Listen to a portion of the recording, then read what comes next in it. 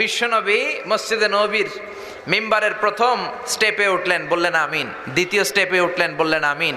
তৃতীয় স্টেপে উঠলেন, বললেন আমিন। সাহাবারা বললেন, ইয়া রাসূলুল্লাহ, তিনবার আমিন বললেন, কেন বললেন? আমরা তো কিছু বুঝলাম না।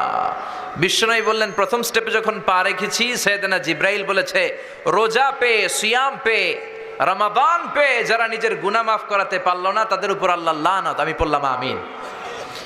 দ্বিতীয় স্টেপে আমি যখন পা রেখেছি, জিব্রাইল এসে বলেছে, আমি বিশ্বনবী মুহাম্মদ রাসূলুল্লাহ সাল্লাল্লাহু আলাইহি ওয়াসাল্লামের নাম শোনার পরেও যে সাল্লাল্লাহু আলাইহি ওয়াসাল্লাম পড়লো না, তার উপর আল্লাহর লানত। আমি বললাম আমিন। তৃতীয় স্টেপে যখন আমি বিশ্বনবী পা রেখেছি, জিব্রাইল এসে বলল, ও নবী, মাতা পিতা একজনকে কিংবা দুজনকে বৃদ্ধা অবস্থায় পেয়েও যারা তাদের খেদমত করে তাদের দোয়া নিয়ে জান্নাতি হতে পারলো না, তাদের উপর আল্লাহর লানত। আমি বিশ্বনবী পড়েছি আমিন। এজন্য মাতা পিতার খেদমতের দরকার আছে না নাই?